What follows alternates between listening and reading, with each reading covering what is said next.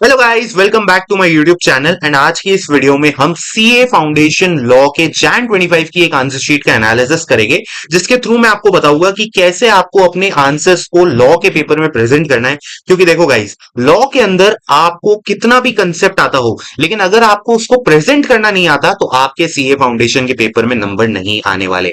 तो इसी चीज के थ्रू मैं इस आंसर शीट के थ्रू ये चीज कन्वे करने की कोशिश करूंगा। तो बिना किसी देरी ये वीडियो को स्टार्ट करते हैं। Hello guys, welcome back to my YouTube channel and you are watching Nikhil Chandnani, a CA intermediate student. Let's start the video.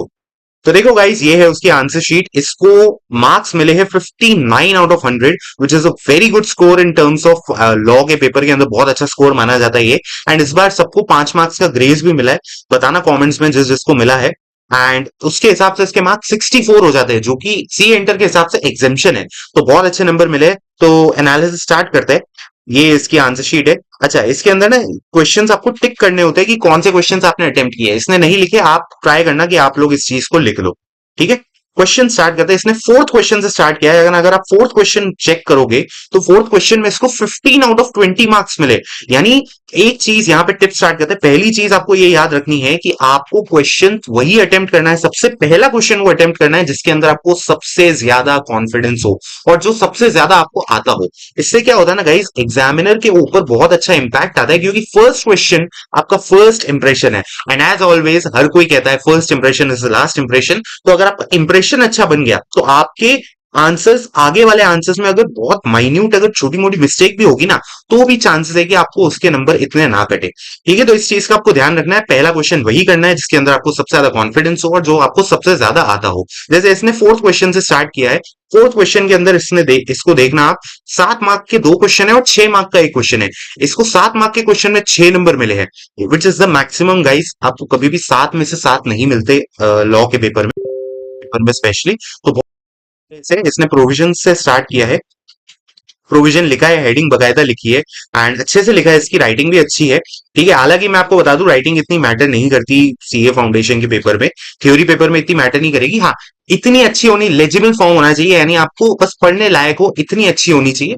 बाकी इतनी कोई जरूरत नहीं होती। हालांकि इसकी राइटिंग का अच्छी है, इतनी कोई बुरी नहीं है इसकी राइटिंग। अच्छा लिखा है इसने। इसको प्रोविजन के 3 नंबर मिले हैं एंड गाइस इसको कंक्लूजन के भी 3 नंबर मिले हैं। तो बहुत अच्छे से इसने लिखा है। तो दिक्कत नहीं है इसके, अच्छे से इसने क्वेश्चन अटेम्प्ट किया है। सेकंड क्वेश्चन, अगर सेकंड पार्ट इसका देखोगे, 7 में से इसको 5 मार्क मिले। तो यहां भी इसने अच्छे से किया है। अगर मैं थर्ड पार्ट की बात करूं, अगेन 6 में से इसको 4 मिले हैं। तो आप देखना, इसके पूरे क्वेश्चन में एक भी क्रॉस नहीं है, हर क्वेश्चन के ऊपर टिक किया हुआ है, क्योंकि इसने बहुत अच्छे से प्रोविजन लिखा है, हर चीज को इसने अच्छे से प्रेजेंट किया है। एंड कंक्लूजन भी आप देखना। जैसे मैं इस क्वेश्चन के थ्रू एक चीज और बताने की कोशिश करूं, देखना यहां पे इसने क्या किया ना, प्रोविजन लिखा। सेकंड पॉइंट में पे आ रहा हूं मैं, प्रोविजन, एनालिसिस एंड कंक्लूजन। आप देखोगे प्रोविजन, एनालिसिस एंड कंक्लूजन, मैंने आपको पिछली वीडियो में भी एक बार बताया हुआ है कि आप, मैं फिर बता रहा हूं ये चीज, आपको आंसर प्रेजेंट कैसे करना है। सबसे पहले आपको प्रोविजन, रेलिवेंट प्रोविजन लिखना है, उसकी हेडिंग डालनी वही प्रोविजन। उसके बाद आपको प्रोविजन लिखना है, फिर आपको कंक्लूजन लिखना है। इसने एनालिसिस एंड कंक्लूजन लिखा है, यानी इसने कंक्लूजन के अंदर ही एनालिसिस को इंक्लूड कर लिया, which is the best thing. अलग से आपको फैक्ट ऑफ द केस अलग से हेडिंग डालने की कोई एज सच नीड नहीं है। अब कंक्लूजन के अंदर ही साथ साथ में एनालिसिस कर सकते हो। जैसे अगर कई बार होता है ना कि 2 क्लॉज 68 की पार्टनर्स की कैलकुलेशन होती है, एक आएगा आपका एक सेक्शन, तो उसके अंदर भी आप एनालिसिस एंड कंक्लूजन साथ में लिख के उसमें कैलकुलेट कर सकते हो। वो ज्यादा बेटर होता है, rather than fact of the case आप अलग से मेंशन करो। आंसर अननेसेसरी बढ़ाने से अच्छा है आप अच्छे से जैसे इसने लिखा है वैसे आप प्रेजेंट करना अपने आंसर को। अच्छा, इसमें आइडियली भी आपको पेजेस लिखने। थर्ड पॉइंट यही चीज है कि भाई आपको आइडियल पेजेस को प्रेजेंट करना है। जैसे यहाँ पे अगर 7 मार्क का क्वेश्चन है ना, तो आप देखना 7 मार्क के क्वेश्चन के लिए इसने कितने पेज लिखे, 1 एंड 2, 2 पेज में इसने क्वेश्चन निपटा लिया एंड इसको 6 मार्क मिल गए। मैं आपको क्या बोलता हूँ, 7 के लिए 3-4 पेज लिखो। अगेन मैं आपको बता रहा हूँ, content matters, ideal pages matters. यानी आपको 7 मार्क के क्वेश्चन के लिए 7 पेज लिखने की जरूरत नहीं है। इसने 2 लिखे हैं, अगर आप इसमें 2.5-3 तक लिखते हो ना, और अगर 2 से 3 पेज के अंदर आप अगर समअप कर देते हो ना 7 मार्क का क्वेश्चन, बहुत ज्यादा चांस है, अगर आपका कंटेंट अच्छा हुआ ना, तो आपको 7 में से 6 आराम से मिलेंगे, जैसे इसको मिले हैं। अगर मैं दूसरे क्वेश्चन की भी बात करूं, उसके अंदर इसने 1, 2 2 पेज के अंदर ही निपटाया है, यानी 2 पेज के अंदर इसने 7 मार्क का क्वेश्चन निपटाया है। जनरली इतना होता है, ज्यादा से ज्यादा आप 3 पेज के अंदर खींच सकते हो, उससे ज्यादा आपको खींचने की जरूरत नहीं है, आइडियली इतना ही होना चाहिए। इससे ऊपर खींचोगे तो अननेसेसरी खींचेगा, तो हो सकता है आपको नंबर भी कम मिले, तो इस चीज का आपको ध्यान रखना है। तो इसने बहुत अच्छे से इस क्वेश्चन को भी प्रेजेंट किया है। थर्ड पार्ट भी आप देखोगे 6 मार्क का क्वेश्चन है, एंड अगेन 1.5 पेज में इसने इसको निपटाया एंड अच्छे से इसको मार्क्स मिल गए। अगर हम बात करें सेकंड क्वेश्चन की, अगेन इसको इसमें मैक्सिमम मार्क्स मिले, मेरे को लगा इसमें मैक्सिमम है, लेकिन इसमें सबसे ज्यादा आए, इसको सेकंड में 15.5 आए हैं, एंड इसने बहुत अच्छे से प्रोविजन लिखा है। तो मैं इसमें ना फोर्थ पॉइंट पे अभी आ जाऊं या बाद में आऊं? तो गाइज अभी आ जाते हैं इस फोर्थ पॉइंट पे। फोर्थ पॉइंट में आगे भी आपको मेंशन करूंगा। एक चीज आपको ध्यान रखनी है, इसने आपके पास 2 ऑप्शन है बेसिकली, या तो आप कीवर्ड्स को अंडरलाइन करते चलो, या फिर आपका कंटेंट बहुत अच्छा होना चाहिए। इसका आप देखना कंटेंट, इसने कंटेंट बहुत अच्छे से लिखा है, इसने प्रेजेंट अच्छा किया है, हालांकि इसने अंडरलाइन नहीं किए है कीवर्ड्स, ठीक है, लेकिन इसके कंटेंट में इतना दम था कि इसको कीवर्ड्स अंडरलाइन करने की जरूरत ही ना पड़ी। लेकिन कई बार क्या होता है ना, अब देखो इसने इतना बड़ा प्रोविजन लिखा है, अपन को इतना बड़ा प्रोविजन लिखने में बहुत बैंड बज जाती है अपनी, कई बार अपन लिख नहीं पाते। तो क्या करो ना आप, अगर आपका कंटेंट थोड़ा शॉर्ट पड़ रहा है ना, तो आप कीवर्ड्स को अंडरलाइन करो guys. It can act as a substitute to not writing more content, ठीक है। अगर आपका कंटेंट थोड़ा कम पड़ रहा है, अगर उस नुकसान को कंपेंसेट करना है, तो आपको कीवर्ड्स को अंडरलाइन करते हुए चलना चाहिए। उससे भी आपके एग्जामिनर पे अच्छा इंपैक्ट पड़ेगा, और हो सकता है कि आपको ज्यादा वो लैंग्वेज अंदर की ना देखे एंड वो सिर्फ कीवर्ड्स को देखकर आपको नंबर दे दे, ठीक है। तो या तो आपकी कीवर्ड्स पे अच्छी पकड़ होनी चाहिए, इसकी दोनों पे पकड़ है, इसकी कंटेंट और कीवर्ड दोनों पे पकड़ थी, इसलिए इसने कीवर्ड पे इतना अंडरलाइन करने पे फोकस नहीं किया। लेकिन आप चाहो तो वो चीज के ऊपर भी आप इसमें फोकस कर सकते हो। तो अगर हम बात करें आगे क्वेश्चन की, तो अगेन इसके बाकी क्वेश्चंस अगर आप देखोगे सेकंड पार्ट के अंदर, बहुत अच्छे से इसने अटेम्प्ट किया है, कोई दिक्कत नहीं है इसके, अच्छे से इसने लिखा है। सेकंड क्वेश्चन में मैं आपको दिखाना नहीं चाहता इतना। फिफ्थ क्वेश्चन में हम आते हैं, क्योंकि फिफ्थ क्वेश्चन के अंदर जो इन्होंने मिस्टेक्स करी, जो आपको नहीं करनी है, मैं वो आपको बताने वाला हूँ, क्योंकि इनको फिफ्थ क्वेश्चन में सबसे कम नंबर मिले, 20 में से 7 नंबर मिले हैं इनको, एंड पहले क्वेश्चन में 0 गाइस। क्यों 0 मिला मैं आपको बताता हूँ। देखो गाइस, यहाँ पे ना अनपेड सेलर का कंसेप्ट लगाया हुआ है पहले पार्ट के अंदर, वेराज अगर मैं आपको आंसर की दिखाऊं, ये आपकी सजेस्टेड आंसर है जैन 25 की, आपको ये आईसीआई की वेबसाइट पे मिल जाएगी। इसके अंदर आप देखना फर्स्ट क्वेश्चन जो मैं आपको बताने वाला हूँ, फिफ्थ क्वेश्चन की बात हो रही है यहाँ पे। हाँ गाइस, ये रहा फिफ्थ क्वेश्चन। आप फिफ्थ क्वेश्चन को ना ध्यान से देखना।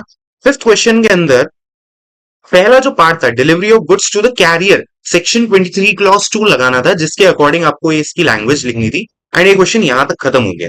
इन्होंने अनपेड सेलर का कंसेप्ट लगाया, मेन बेसिकली यहाँ पे कंसेप्ट थोड़ा अलग लग गया, इसकी वजह से यहाँ पे प्रोविजन गलत हो गया। एंड प्रोविजन में आपको एक चीज बता दूं, अगर 5वें पॉइंट पे आ रहा हूं, अगर आपका प्रोविजन गलत है तो आपका कंक्लूजन भी गलत होगा।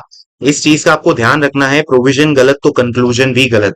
तो मेक श्योर एटलीस्ट आपको ये ट्राई करना है कि आपको प्रोविजन अच्छे से लिख के आना है, क्योंकि अगर आपका प्रोविजन सही हुआ और कंक्लूजन में थोड़ी बहुत मिस्टेक हुई, तो चांस है आपको प्रोविजन के नंबर मिल सकते हैं। तो याद रखना ये चीज, आपको प्रोविजन बहुत अच्छे से लिखना है, इसलिए इनके नंबर कटे हैं इसके अंदर। अगर मैं सेकंड पार्ट की भी बात करूं, सेकंड पार्ट में अगेन प्रोविजन में गलती हो गई, लेकिन इसमें इन्होंने इतनी बड़ी मिस्टेक नहीं करी। इन्होंने सेक्शन नंबर यहां सही मेंशन किया, मर्चेंटेबिलिटी ही इस क्वेश्चन में मेंशन करना था। क्वेश्चन पेपर आपको देखना हो तो मैं लिंक डिस्क्रिप्शन में दे दूंगा।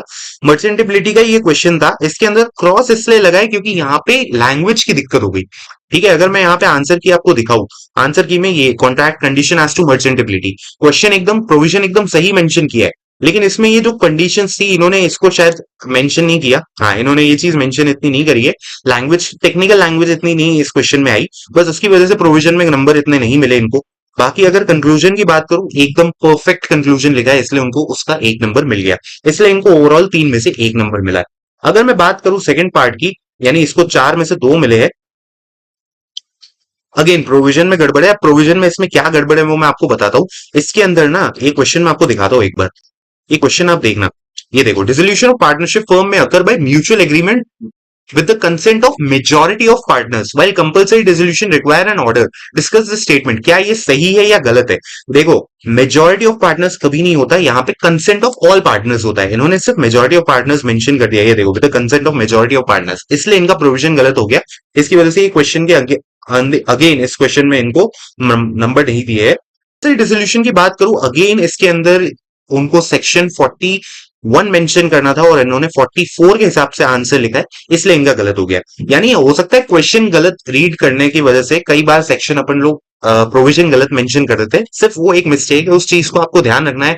सिक्स टिप है ये कि कभी भी क्वेश्चन पढ़ने में आपको बहुत ज्यादा प्रॉब्लमेटिक नहीं होना है। क्वेश्चन अच्छे से पढ़ो, डिटेल में पढ़ो। आप जो सोच रहे हो, कई बार फ्लो ऑफ थॉट आपको सेक्शन कोई और पर्टिकुलर पे पॉइंट करेगा, लेकिन कई बार आंसर अलग होता है, तो आपको डिटेल में क्वेश्चन को पढ़ के चलना है।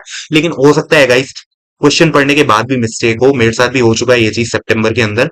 तो आपकी इसमें गलती नहीं होगी, इसमें भी मेरे को नहीं लगता इनकी इतनी कोई गलती थी। कंपलसरी डिस्ट्रीब्यूशन कंफ्यूज करता है ऑब्वियसली, तो वो चीज प्रॉब्लम हो जाती है। अदरवाइज अगर आप इस क्वेश्चन को देखोगे, फिफ्थ के सी पार्ट को देखोगे, बहुत अच्छे से इन्होंने अटेम्प्ट किया है, अच्छे से इन्होंने इसके नंबर मिले हैं। अगर हम बात करें फर्स्ट क्वेश्चन की, तो फर्स्ट क्वेश्चन में अगेन इनको 11 मार्क्स मिले 20 में से। ओवरऑल ठीक है, 7 में से 4 मिले। यहाँ पे इनसे बहुत गड़बड़ नहीं हुई, इनसे गलत मेंशन हुआ मेरे आंसर की में, मैंने चेक किया था, ये सेक्शन 10 था आई गेस, तो उसका एक बस गड़बड़ हुआ है, उसकी वजह से शायद नंबर कटे, अदरवाइज यहाँ पे नंबर इतने नहीं कटे। यहाँ पे 4 में से 1.5 मिले गाइस। यहाँ पे 4 में से 1.5 क्यों मिले मैं आपको ये दिखा देता हूँ। आई गेस हाँ, and the officers would be charge 10,000 which can be exceeded. अब ये लैंग्वेज का क्या मतलब था वो मुझे इतना नहीं समझ में आया, बट आंसर की में भी ये मेंशन नहीं था, शायद इसकी वजह से इनके नंबर कटे हैं गलत लिखने के। बाकी इतना कोई इनकी दिक्कत नहीं है। तो मैंने आपको ये सारी टिप्स बता दी, एनालिसिस कर दिया। अच्छा, थर्ड क्वेश्चन में बाकी रह गया था, थर्ड क्वेश्चन भी आपको दिखा देता हूँ। अच्छा, थर्ड क्वेश्चन में इन्होंने एक क्वेश्चन स्किप किया है 7 मार्क का, तो इसको तो हम गिनेंगे नहीं यहाँ पे। अगर मैं सेकंड पार्ट की बात करूं, यहाँ पे इनको अगेन कॉमन सील वाला कंसेप्ट दिखना था, या प्रोविजन की लैंग्वेज में थोड़ी डिफर कर रहा होगा, इसलिए उनकी इतनी दिक्कत आ रही है, बाकी तो कोई दिक्कत नहीं है।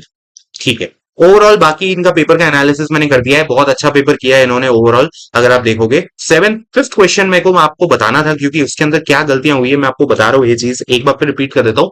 ट्राई ये करना कि जो प्रोविजन आप लिख रहे हो ना, उसको आप अच्छे से क्वेश्चन के थ्रू इंटरप्रेट करो। हो सकता है आप कोई सेक्शन और सोच रहे हो, कोई सिमिलर सेक्शन हो, और आप कोई और सेक्शन पे आ गए, लेकिन दूसरे सेक्शन की बात हो रही थी यहाँ पे, तो आपको कीवर्ड्स आपको क्वेश्चन के अंदर पकड़ के चलने होंगे, और आपको क्वेश्चन सही इंटरप्रेट करना होगा। लेकिन गाइस आपको एक चीज बता देता हूँ, कई बार क्या होता है ना, आप सही इंटरप्रेट कर भी लो, लेकिन कोई बहुत ही हिडन ऐसा वर्ड होता है जो आप पकड़ ही नहीं पाते, तो उसमें आपकी कोई गलती नहीं होती गाइस, कई बार ऐसी चीज हो जाती है। तो आपको बाकी क्वेश्चंस में स्ट्रांग होना पड़ेगा। ठीक है, तो ये थी वीडियो, आई होप सो आपको वीडियो अच्छी लगी होगी। वीडियो अच्छी लगी हो तो लाइक जरूर कर देना, चैनल पर नए हो तो गाइस सब्सक्राइब जरूर कर देना, बिकॉज आगे इस चैनल पे सीए फाउंडेशन मे 25 की सारी डिटेल्ड एनालिसिस वीडियो आने वाली है, तो उसके लिए आपको तैयार रहना है। तो मैं मिलता हूं आपसे किसी और नई वीडियो में। Till then goodbye, this is Nikhil Chandrani, CA intermediate student, signing off. Bye bye students, bye.